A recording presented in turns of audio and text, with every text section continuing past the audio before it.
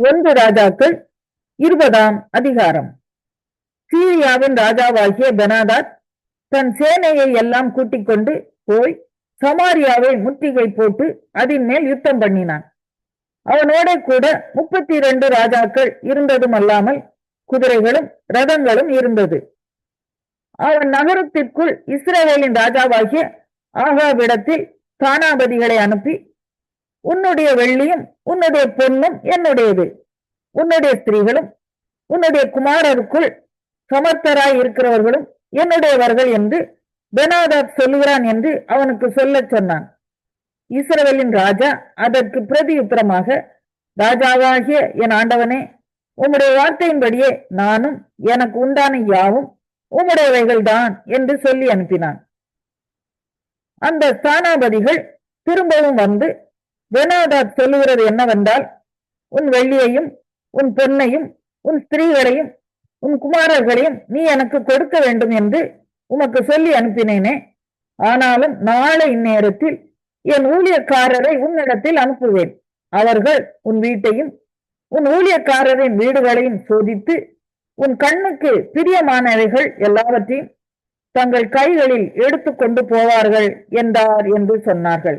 அப்பொழுது இஸ்ரவேலின் ராஜா தேசத்தின் மூப்பரை எல்லாம் அழைப்பித்து, இவன் பொல்லாப்பு தேடுகிற விதத்தை கவனித்து பாருங்கள். என் ஸ்திரீகளையும் என் குமாரர்களையும் என் வெள்ளியையும் என் பொன்னையும் கேட்க இவன் என்னிடத்தில் ஆள் அனுப்பின போது நான் கொடுக்க மாட்டேன் என்று இவனுக்கு மறுக்கவில்லையே என்றான். அப்பொழுது சகல மூப்பரும் சகல ஜனங்களும் அவனை பார்த்து, நீர் அவனுக்கு செவி கொடுக்கவும் அவனுக்கு சம்மதிக்கவும் வேண்டாம் என்றார்கள். அதனால் அவன் பெனாதாத்தின் ஸ்தானாபதிகளை நோக்கி, நீங்கள் ராஜாவாகிய என் ஆண்டவனுக்கு சொல்ல வேண்டியது என்னவென்றால், நீர் முதல் விசை உமது அடியானுக்கு சொல்லி அனுப்பின யாவும் செய்வேன், இந்த காரியத்தையோ நான் செய்யக்கூடாது என்று சொல்லுங்கள் என்றான். ஸ்தானாபதிகள் போய் இந்த மறுமொழியை அவனுக்கு சொன்னார்கள். அப்பொழுது பெனாதாத் அவனிடத்தில் ஆள் அனுப்பி, எனக்கு பின் செல்லுகிற ஜனங்கள் எல்லாரும் கைக்கு ஒரு பிடியாவது வாரிக்கொள்ள சமாரியாவின் தூள் போதுமானதாய் இருந்தால் தேவர்கள் அதற்கு சரியாகவும் அதற்கு அதிகமாகவும் எனக்கு செய்ய கடவர்கள் என்று சொல்ல சொன்னான். அதற்கு இஸ்ரவேலின் ராஜா பிரதியுத்தரமாக, ஆயுதம் தரித்திருக்கிறவன் ஆயுதம் உரிமை போடுகிறவனைப் போல பெருமை பாராட்டல் ஆகாது என்று அவனுக்கு சொல்லுங்கள் என்றான். பெனாதாத்தும் மற்ற ராஜாக்களும் கூடாரங்களிலே குடித்துக் கொண்டிருக்கையில் இந்த வார்த்தையை கேட்டு தன் ஊழியக்காரரை நோக்கி, ஆயத்தம் பண்ணுங்கள் என்றான். அப்படியே நகரத்தின் மேல் சண்டை செய்ய ஆயத்தம் பண்ணினார்கள். அப்பொழுது ஒரு தீர்க்கதரிசி இஸ்ரவேலின் ராஜாவாகிய ஆகாபிடத்தில் வந்து, அந்த ஏராளமான ஜனக்கூட்டத்தை எல்லாம் கண்டாயா?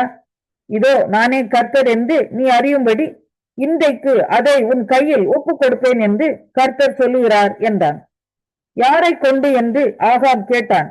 அதற்கு அவன், மாகாணங்களுடைய அதிபதிகளின் சேவகரை கொண்டு என்று கர்த்தர் சொல்லுகிறார் என்றான். பின்பு அவன், யுத்தத்தை யார் துவக்க வேண்டும் என்று கேட்டதற்கு அவன், நீர்தான் என்றான். அவன் மாகாணங்களுடைய அதிபதிகளின் சேவகரை லக்கம் பார்த்தான். அவர்கள் 232 பேர். அவர்களுக்கு பின்பு இஸ்ரவேல் புத்திரராகிய சகல ஜனத்தின் லக்கமும் பார்த்து 7000 பேர் என்று கண்டான். அவர்கள் மத்தியான வேளையிலே வெளியே புறப்பட்டார்கள். பெனாதாத்தும் அவனுக்கு உதவியாக வந்த 32 ராஜாக்களாகிய மற்ற ராஜாக்களும் கூடாரங்களில் குடித்து வெறி கொண்டிருந்தார்கள். மாகாணங்களுடைய அதிபதிகளின் சேவகர் முன்தண்டாக புறப்படுகிற போது பெனாதாத் அனுப்பின மனுஷர், சமாரியாவிலிருந்து மனுஷர் புறப்பட்டு வருகிறார்கள் என்று அவனுக்கு அறிவித்தார்கள். அப்பொழுது அவர்கள் சமாதானத்திற்காக புறப்பட்டு வந்தாலும் அவர்களை உயிரோடு பிடியுங்கள், அவர்கள் யுத்தத்திற்காக புறப்பட்டு வந்தாலும் அவர்களை உங்களோடு பிடியுங்கள் என்றான்.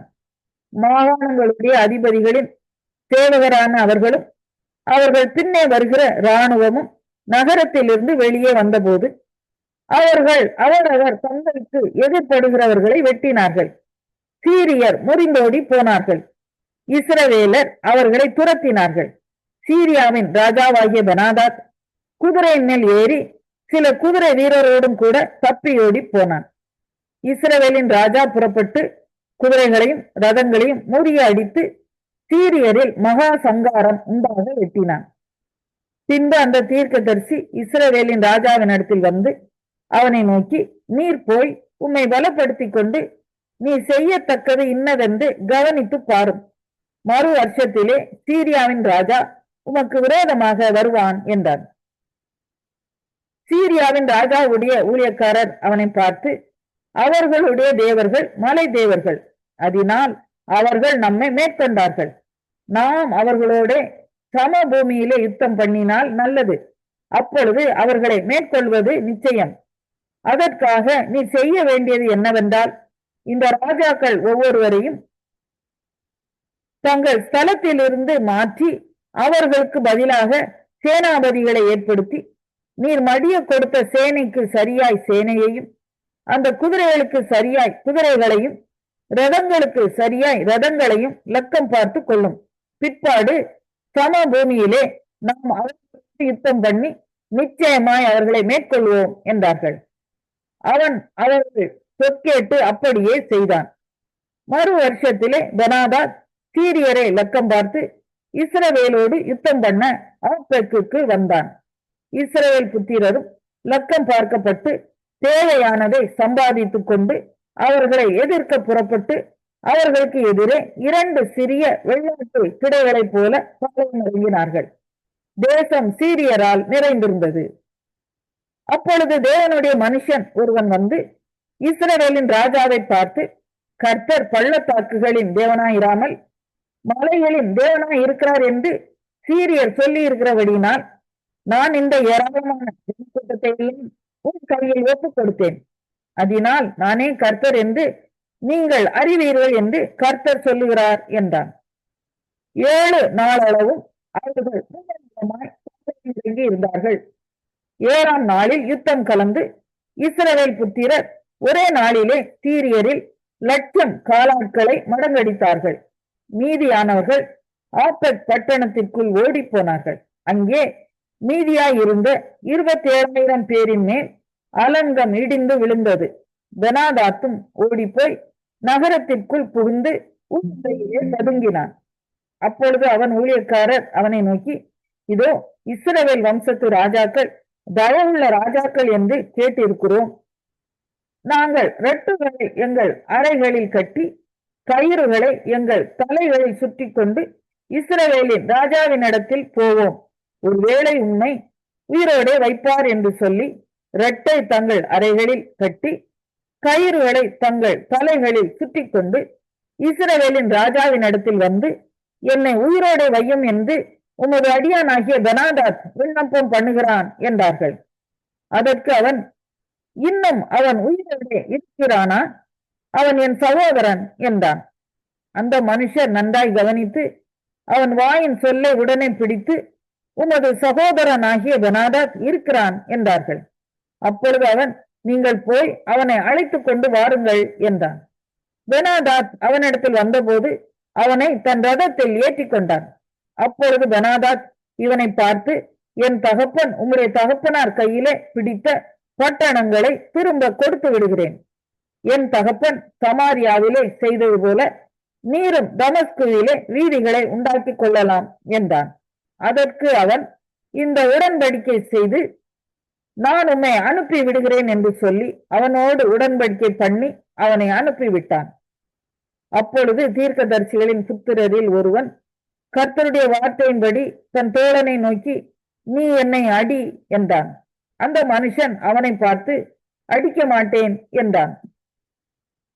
அப்பொழுது அவன் இவனை பார்த்து, நீ கர்த்தருடைய சத்தத்திற்கு கீழ்ப்படியாமற் போனபடியால் இதோ நீ என்னை விட்டு புறப்பட்டு போன உடனே ஒரு சிங்கம் உன்னை கொல்லும் என்றான். அப்படியே இவன் அவனை விட்டு புறப்பட்ட உடனே ஒரு சிங்கம் இவனை கண்டு கொண்டு போட்டது. அதன் பின் அவன் வேறொருவனை கண்டு என்னை அடி என்றான். அந்த மனுஷன் அவனை காயமுண்டாக அடித்தான். அப்பொழுது அந்த தீர்க்கதரிசி போய் தன் முகத்தின் மேல் சாம்பலை போட்டு வேஷம் மாறினவனாய் வழியிலே ராஜாவுக்காக காத்திருந்தான். ராஜா வழியாய் வருகிற போது இவன் ராஜாவை பார்த்து கூப்பிட்டு, உமது அடியான் யுத்தத்தில் நின்றபோது ஒருவன் விலகி என்னிடத்தில் ஒருவனை கொண்டு வந்து, இந்த மனுஷனை பத்திரம் பண்ணு, இவன் தப்பி போனால் உன் பிராணன் அவன் பிராணனுக்கு ஈடாய் இருக்கும், அல்லது ஒரு தாளந்து வெள்ளியை நீ கொடுக்க வேண்டும் என்றான். ஆனாலும் உமது அடியான் இங்கும் அங்கும் அலுவலாய் இருக்கும்போது அவன் போய்விட்டான் என்றான். இஸ்ரவேலின் ராஜா அவனை பார்த்து, நீ சொன்ன தீர்ப்பின்படியே ஆகும் என்றான். அப்பொழுது அவன் சீக்கிரமாய் தன் முகத்தின் மேல் இருக்கும் சாம்பலை துடைத்து விட்டதினால் இஸ்ரவேலின் ராஜா அவன் தீர்க்கதரிசிகளில் ஒருவன் என்று அறிந்து கொண்டான். அப்பொழுது இவன் அவனை நோக்கி, சங்காரத்திற்கு நான் நியமித்த மனுஷனை உன் கையிலிருந்து தப்பி போகும்படி நீ விட்டபடியினால் உன் பிராணன் அவன் பிராணனுக்கு ஈடாகவும் உன் ஜனம் அவன் ஜனத்திற்கு ஈடாகவும் இருக்கும் என்று கர்த்தர் சொல்லுகிறார் என்றான். அதனால் இஸ்ரவேலின் ராஜா சலிப்பும் விசனமுமாய் தன் வீட்டுக்கு போக புறப்பட்டு. எரேமியா 47ஆம் அதிகாரம். காக்காவை அழிக்கும் முன்னர் பெலிஸ்தருக்கு விரோதமாய் தீர்க்கதரிசியாகிய எரேமியாவுக்கு உண்டான கர்த்தருடைய வசனம். கர்த்தர் சொல்லுகிறது என்னவென்றால், இதோ வடக்கே இருந்து ஜலம் பொங்கி பிரதானமாகி தேசத்தின் மேலும் அதில் உள்ள எல்லாவற்றின் மேலும் நகரத்தின் மேலும் அதில் குடியிருக்கிறவர்களின் மேலும் மனுஷன்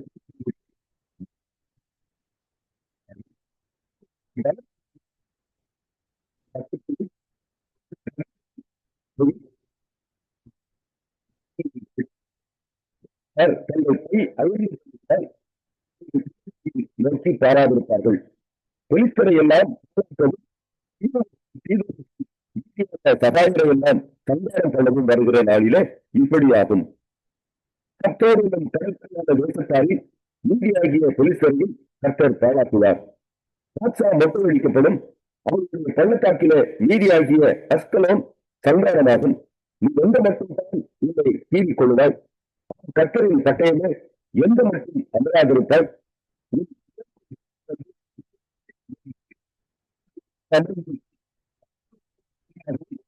தேசத்துக்கு விரோதமாகவும் கர்த்தர் அதற்கு கட்டளை கொடுத்து 1 கொரிந்தியர் 6ஆம் அதிகாரம்.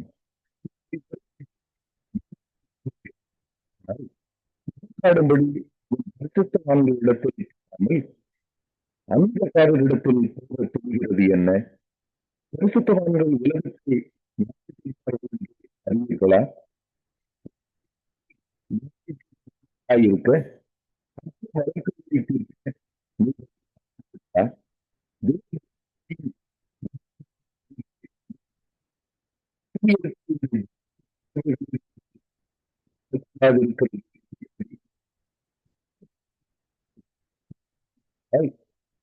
இதற்கு சபையில் அர்த்தமாய் எண்ணப்பட்டவர்களை நியமித்துக் கொள்ளுங்கள். இதற்கு வெட்கம் சொல்லுகிறேன்.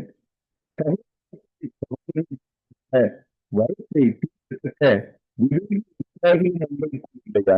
சகோதரே சகோதரன் வழக்காடுகிறான். விசுவாசிகளுக்கு முன்பாகவும் செய்கிறான்.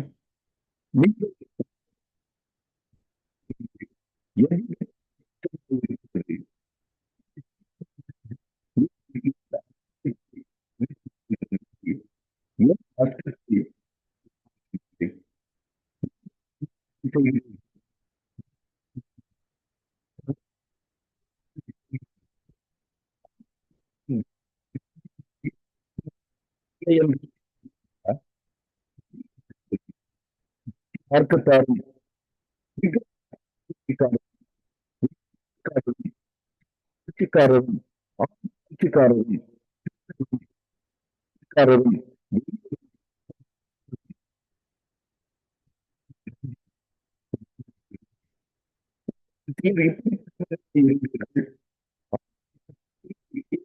காமத்தினாலும் நீதியினாலும் ஆக்கப்பட்டீர்கள். எல்லாவற்றையும் அனுபவிக்க எனக்கு அதிகாரம் இல்லை. ஆகிலும் எல்லாம் தகுதியாகிறாது. எல்லாவற்றையும் அனுபவிக்க எனக்கு அதிகாரம் இல்லை. ஆகிலும் நான்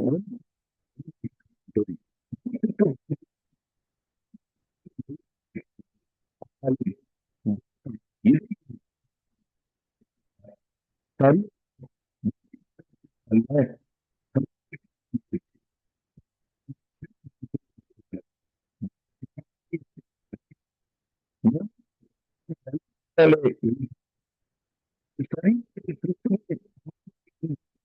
சரீரங்களா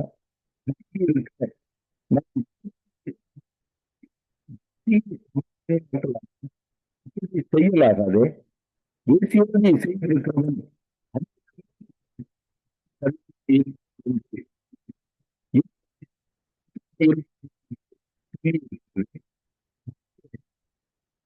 இசைந்திருக்கிறவனும் இருக்கிறான். செய்கிற எந்த பாவமும் சரீரத்திற்கு புறம்பாயிருக்கும். தேசித்தனம் செய்கிறவனோ தன் சுய சரீரத்திற்கு விரோதமாய் பாவம் செய்கிறான். உங்கள் சரீரமானது